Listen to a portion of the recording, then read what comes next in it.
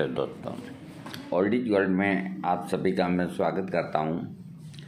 स्वास्थ्य संबंधी चर्चा में फिर आज वही दिल लाया हूं। होम्योपैथिक में नोसोड्स क्या है और एलोपैथिक के अंदर वैक्सीन और नोसोड, इन दोनों में समानता है और ये व्यवस्था एलोपैथिक में है और होम्योपैथिक के अंदर है। आयुर्वेद के अंदर नोसोड की व्यवस्था नहीं। इसका मतलब ये नहीं कि आयुर्वेद कमज़ोर होता हो, ऐसा कुछ नहीं। आयुर्वेद महान है। आयुर्वेद से ही होम्योपैथिक निकली है, आयुर्वेद से यूनानी, आयुर्वेद से ही एलोपैथिक, और ये मानव का जो शरीर है ये एक तरह से आयुर्वेदिक ही है। बिना आयुर्वेद के हम कुछ भी नहीं, हमारा कोई वजूद नहीं। अब मैं आपको बता रहा हूँ नोसोड और वैक्सीन। जैसे अभी वैक्सीन बने हैं, कोरोना के वैक्सीन बने हैं, सभी देशों ने बनाए हैं और बनाने भी चाहिए। इसके पहले जो वैक्सीन बने थे बड़ी माता के, मलेरिया के अथवा और ऐसी बहुत सी बीमारियों के वैक्सीन एलोपैथिक में बने और बड़े वो कामयाब हुए। चेचक ख़त्म हो गई देश से, प्लेग ख़त्म हो गया और भी ऐसी दो पाजी बीमारियां जो जानलेवा थी वो ख़त्म हो गई। तो एलोपैथिक में ये जो वैज्ञानिक वैक्सीन बनाते हैं वो उनकी ट्रायल जानवरों पे करने के बाद फिर मनुष्य के ऊपर करते हैं। और होम्योपैथिक के अंदर जो नोसोड बनते हैं उनकी ट्रायल अधिकतर इंसानों पे ही होती है। और जो होम्योपैथी के बड़े अच्छे डॉक्टर जनहित के लिए, लोक कल्याण के लिए कई ऐसे नोसोड बनाए कि उनकी प्रूविंग के लिए कोई तैयारी नहीं, तो उन्होंने स्वयं अपने ऊपर प्रूविंग किया और वो नोसोड या वो दवा जो भी है वो उन्होंने पूरे संसार को दी। लेकेसिस नाम की जो दवा है होम्योपैथिक के अंदर, अमेरिका का सबसे विषैला जो सर्प होता है उससे बना है लेकेसिस। ये सर्प 1 फीट का ही होता है, लेकिन इसमें इतना जहर होता है कि कोबरा कभी अंदर नहीं होता। तो लेकेसिस की प्रूविंग जिस डॉक्टर ने की, मुझे नाम याद नहीं आ रहा, जो बात है, तो उन्होंने अपने खास डॉक्टरों को बुलाया और उनसे कहा कि इस सांप के जहर की मैं अपनी बॉडी के ऊपर प्रूविंग करता हूँ और इसका सेवन करने के बाद मेरी स्थिति बहुत बिगड़ेगी, हो सकता है कि मैं मर भी सकता हूँ। तुम लोग मुझे बचाने की पूरी कोशिश करना और मेरे शरीर के अंदर क्या क्या लक्षण पैदा होते हैं उन सबको लिखते जाना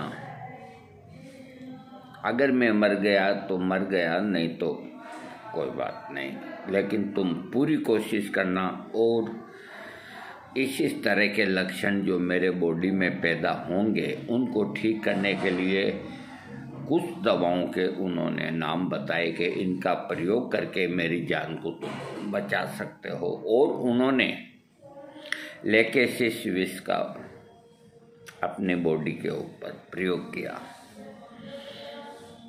वो प्रयोग करने के बाद उनका शरीर नीला पड़ गया, नीला। आंखें बाहर निकल आई, मुंह से झाग निकलने लग गए, तड़फने लग गए और अर्ध बेहोशी सी होने लगी। तो डॉक्टर सब खड़े थे, उनके मित्र डॉक्टर सब खड़े थे। उन्होंने जी जान लगा के कई दिनों तक, 5 या 6 दिनों तक उनका उपचार करके उनको बचाया। वो बच गए। बचने के बाद उन्होंने जो सारे लक्षण डॉक्टरों ने इकट्ठे किए लेकेसिस के, कि बाईं तरफ रोग होता है, हार्ट के अंदर ब्लॉक होने का डर होता है, कपड़ा नहीं सुहाता है, कॉलर नहीं सुहाती है, ये सब उन्होंने लिखा कि जब आप बेहोश थे तो आपकी ये हरकतें उस वक़्त हो रही। तो वो बच गए और उन्होंने लेकेसिस नाम की दवा होम्योपैथिक जगत के अंदर दी, जो आज है और लाखों अरबों खरबों साल तक रहेगी। और वो इतनी निर्दोष दवा दे करके गए हैं कि इस संसार का उन्होंने कल्याण कर दिया। आज हम लेकेसिस का प्रयोग ऐसी खतरनाक बीमारियों के ऊपर करते हैं, तो जो लक्षण उनके शरीर में पैदा हुए, वो लक्षण जिस रोगी के अंदर हों, जैसे उनका शरीर नीला हो गया, तो उनका शरीर नीला हो गया, तो अगर किसी बीमारी में किसी व्यक्ति का शरीर अगर नीला हो जाता है, चाहे वो सांप काटने से हो, चाहे अन्य बीमारी से हो, तो लेकेसिस 200 पोटेंसी की एक खुराक देने से आराम आ जाता है और लेकेसिस एक सेफ दवा हो गई। इसी तरह एक बीमारी होती है जिसको अंगुल बेड़ा बोलते हैं या क्या बोलते हैं, उसमें अंगूठा है जो पक जाता है, बड़ी भयंकर वेदना होती है। ये बीमारी बहुत कम होती है, लेकिन होती है तो बहुत तकलीफदेह होती है। अथवा अंगूठे के पास की अंगुली पक जाती है, तो वो पकने के बाद एक बार इस तरह का पेशेंट मेरे पास आया जिसका अंगूठा न तो फूट रहा न कुछ, और वो दर्द से कुलबुला रहा, चिल्लाता हुआ आया कि मेरे लिए देखो बहुत तकलीफ हो रही है। तो मैंने अंगूठा देखा तो अंगूठे का रंग नीला था,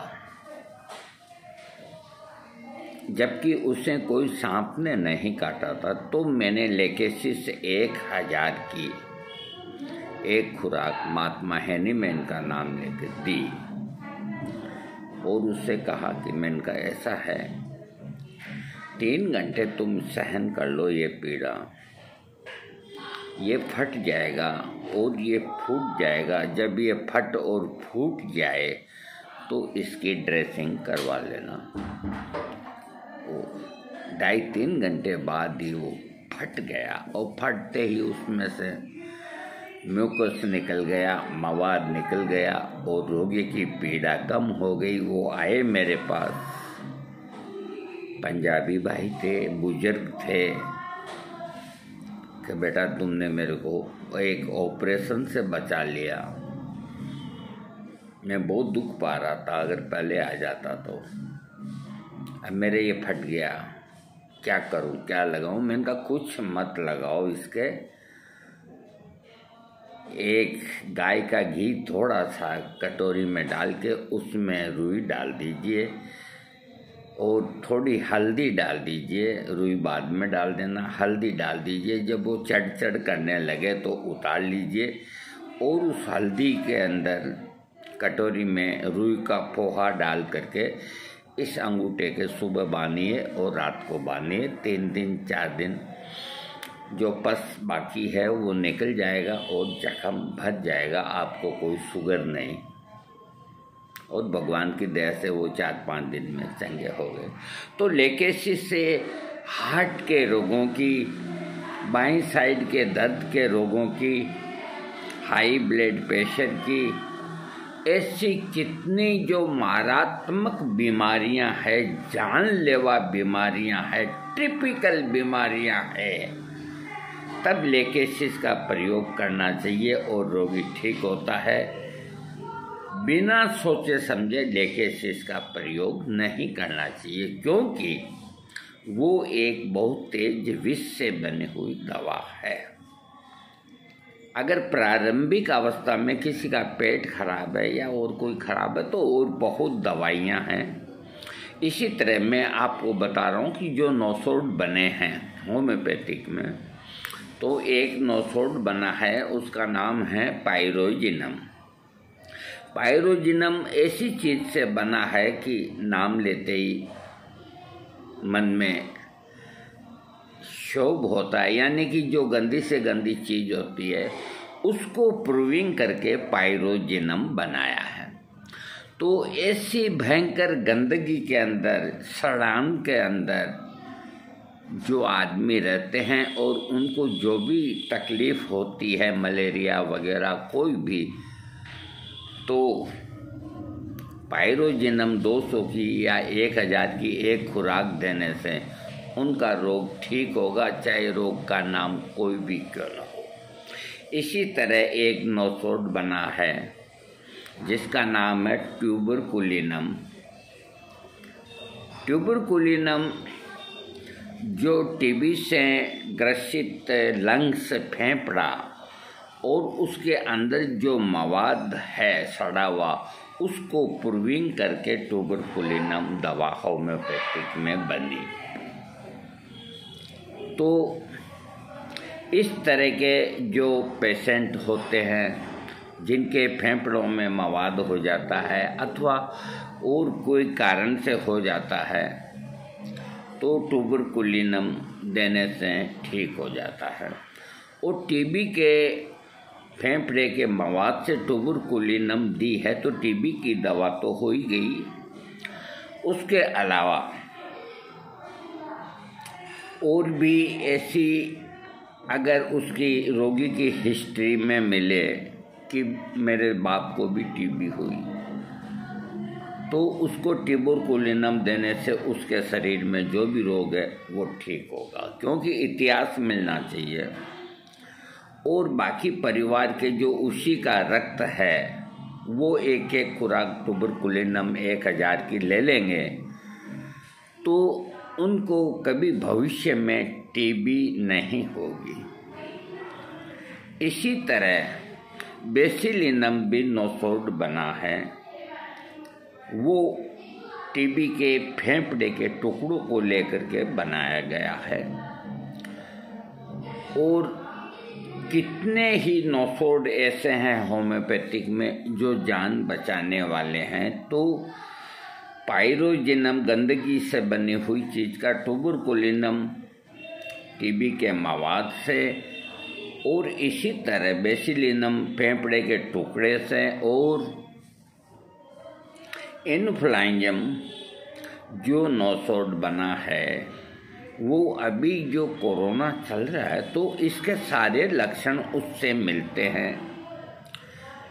उसमें ये नहीं लिखा हुआ कि ये कोरोना की दवा है, लेकिन इन्फ्लुएंजम जो इन्फ्लुएंजा होता है उसके कीटाणु को प्रूविंग करके इन्फ्लुएंजम बनाया गया। तो अभी इस वक्त कोरोना के वक्त हम लगातार इन्फ्लुएंजम 200 का प्रयोग कर रहे हैं और भगवान की दया से कोई पॉजिटिव नहीं हुआ। इसी तरह सोराइनम नाम का नोसोड बना है। तो कोई भी रोग हो, बार बार उसकी पुनरावृत्ति होती है। जैसे टॉन्सिल हुए, एक बार टॉन्सिल हो गए, फिर ठीक हो गए कोई दवा, कोई सी भी दवा लेने से, और फिर हो गए, फिर ठीक हो गए, फिर हो गए। तो ये बार बार ठीक होना और फिर होना, तो उसको सोराइनम 1000 की एक खुराक दे दीजिए, तो उसको बार बार टॉन्सिल नहीं होंगे।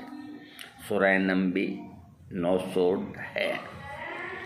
इसी तरह कुटिया के दूध को प्रूविंग करके लेग कैनेनम दवा बने। तो अमेरिका के अंदर बहुत तहलका मचा के हम मान्यता नहीं देंगे क्योंकि ये कुत्ती का दूध से बनी है। लेकिन जैसे जैसे रिजल्ट उसके फाइन सामने आते गए तो उन्होंने उसको स्वीकार कर लिया। और आज लेग कैनेनम एक होम्योपैथिक में बहुत अच्छी दवा है। लेग कैनेनम जिन बहन बेटियों के शिशु मर जाते हैं, स्तनों का दूध सुखाने के लिए लेग कैनेनम का प्रयोग करने से, इसको 200 पोटेंसी में कर सकते हैं, 30 में कर सकते हैं, 1000 में कर सकते हैं।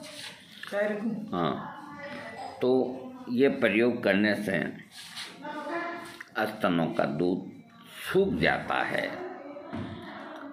और इस तरह के जटिल और बीमारियां जो होती है बाईं साइड की, उनको लेग कैनेनम ठीक करती है।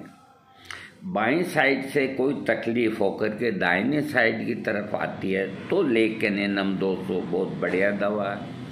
टॉन्सिल की बहुत बढ़िया दवा है। इसी तरह लेग डिप्लोरेटम जो दवा है वो स्तनों में दूध बढ़ाने के लिए है, और लेग कैनेनम जो है वो स्तनों का दूध सुखाने के लिए है। दोस्तों, वीडियो बड़ा बन गया। मेरे कहने का कुल मिला के एक ही तात्पर्य है कि होम्योपैथिक में जो नोसोड बने हुए हैं, अगर किसी आदमी को परिवार में दमा है और उसको हिस्ट्री में मिलता है कि उसको बाप को टीबी हुई थी, कन्फर्म है, तो उसको दमे की दवा नहीं लेकर के ट्यूबरकुलिनम 200 या 1000 अपने डॉक्टर से पूछ के लेनी चाहिए और उसका दमा बिल्कुल ठीक होगा। किसी के शरीर में दाद है, एक्जिमा है, और उसके हिस्ट्री में मिलता है कि उसके परिवार में किसी को टीबी हुई, तो ट्यूबरकुलिनम लेने से एक्जिमा ठीक हो जाता है, जबकि एक्जिमा की दवा वो नहीं।